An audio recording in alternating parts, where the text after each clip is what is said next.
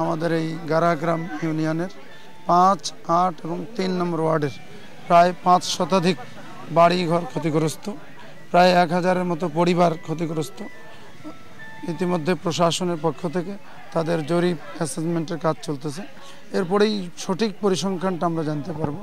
যতটুকুন ক্ষতিগ্রস্ত হয়েছে ইতিমধ্যে সবাই মিলে আমরা চেষ্টা করছি এলাকার মানুষকে সান্ত্বনা দেওয়ার, তাদেরকে তাৎক্ষণিক যতটুকু পারা যায় আমাদের সকলের পক্ষ থেকে হেল্প করা। আমরা বাংলাদেশ জামাত ইসলামী কিশোরগঞ্জ উপজেলা শাখার পক্ষ থেকে উপজেলা আমির আমাদের রশিদ শাহ আছেন, ইউনিয়ন আমির আমাদের কফিল উদ্দিন ভাই আছেন, উপজেলা অ্যাসিস্ট্যান্ট সেক্রেটারি আমাদের শিব্বির ভাই আছেন, আমরা স্থানীয় নেতৃবৃন্দ সবাই এসেছি, পুরো এলাকা পরিদর্শন করছি।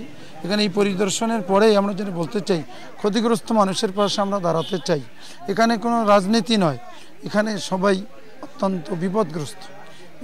এরকম বিপদ আমরা কিশোরগঞ্জের মানুষ ইতিমধ্যে উপলব্ধি করি নাই, দেখিও নাই। এরকমের বিপদ শুধুমাত্র আমরা শুনি যে দক্ষিণ অঞ্চলে হয়ে থাকে, সেইখানে এই এলাকার মানুষ অত্যন্ত ক্ষতিগ্রস্ত।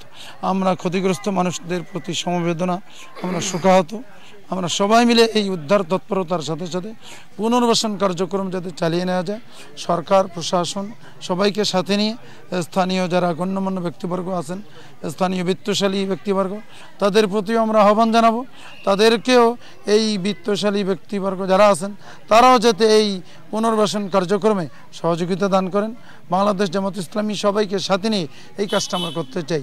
কাজে অতি দ্রুত এই মানুষগুলোকে বিপদের হাত থেকে আমরা যাতে রক্ষা করতে পারি, এজন্য মিডিয়া সহ সকল কর্তৃপক্ষকে আমরা ধন্যবাদ জানাচ্ছি। আজকে আমরা এই কথাটা জানাতে চাই সবাইকে যে আসুন আমরা সবাই মিলে এই এলাকার মানুষের ক্ষতিগ্রস্ত মানুষদের জন্য আমরা যাতে কিছু করতে পারি।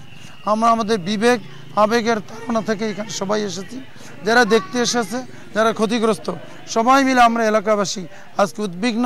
এই উদ্বিগ্ন পরিস্থিতিতে আমরা আল্লাহ তাআলার কাছে সাহায্য কামনা করি।